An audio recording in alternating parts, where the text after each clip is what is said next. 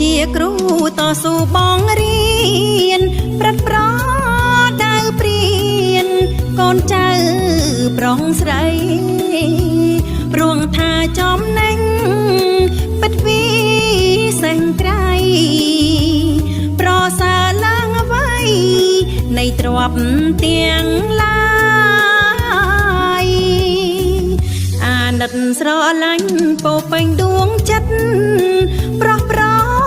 នៃពិតដូចឪពុកម្ដាយអំរំណែនាំបញ្យល់បរិយាយកតេងទាំងឡាយឲ្យដល់ក្រុមគ្នានាមជាមេតាបៃតាទីពីរប្រាំងប្រែងសំពីទោះក្តៅរងាឲ្យតែសឹងចេញដំរែងវិញជានេះហើយគឺជាបំណងប្រាថ្នាឃើញសឹងខ្ពងខ្ពស់យកគ្រូត្រេកអរជាពលរដ្ឋល្អនៅក្នុងរដ្ឋថាដឹងទុកធូររាំងចេះយកអាសា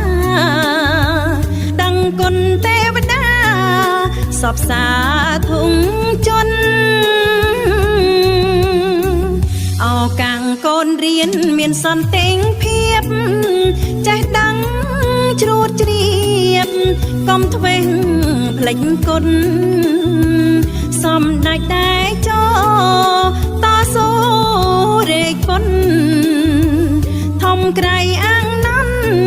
ព្រាពុំបានឡើយ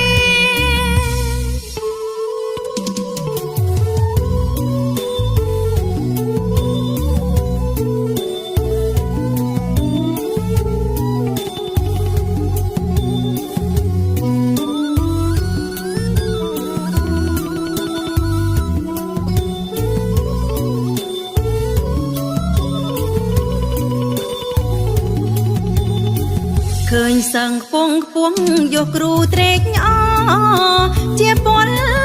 រដ្ឋល្អនៅក្នុងរដ្ឋថាដឹងទុកធូររាំងចេះយកអាសា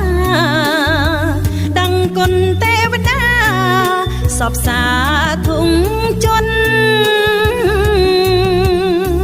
អោកាំងកូនរៀនមានសន្តិភាពចេះដឹងជ្រួតជ្រាបកុំធ្វេសភ្លេចគុណ